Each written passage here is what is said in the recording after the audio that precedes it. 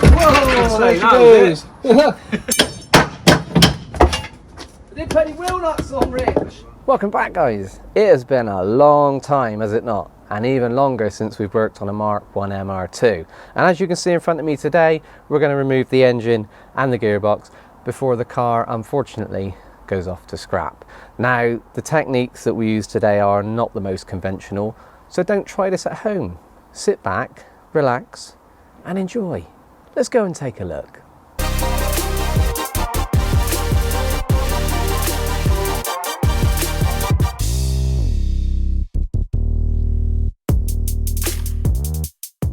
Right then, guys, first things first, before we pull the engine and gearbox out, we all know you want to hear the car run as much as I do.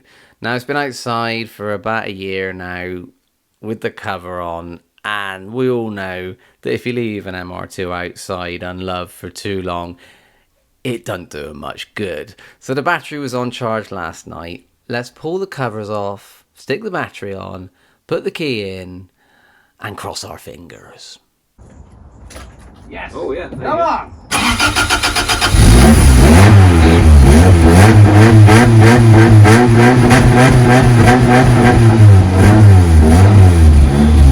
Sticker blew off. As soon as you started it, the sticker came off.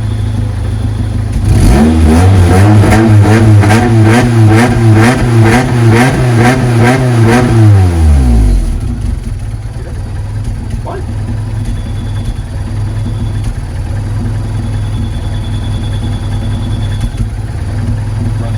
That's mint. Oh, I love it.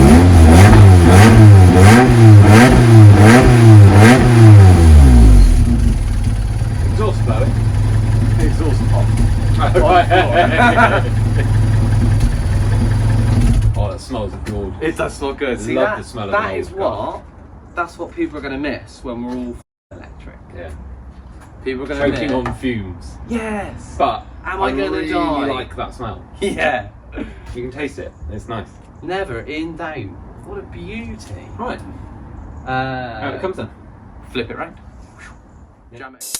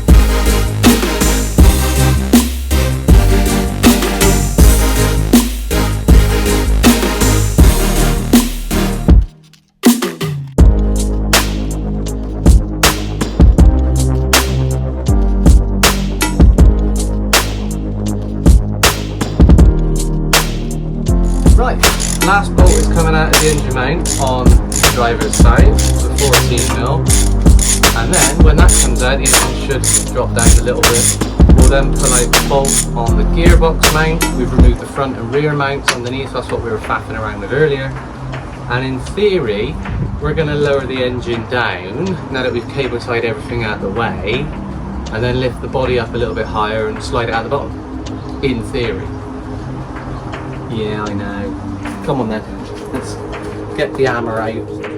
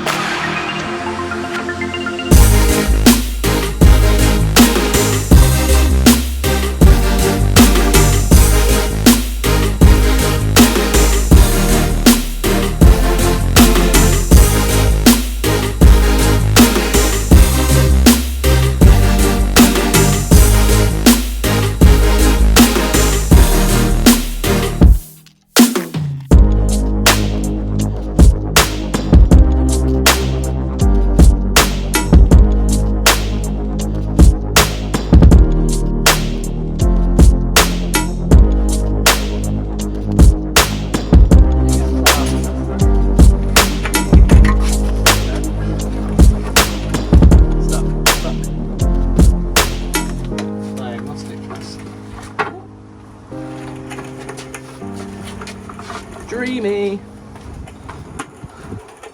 That didn't go too badly, did it? Happy days. Almost felt a little bit out of practice. I haven't used the spanner in a long time, especially on a Mark 1 MR2.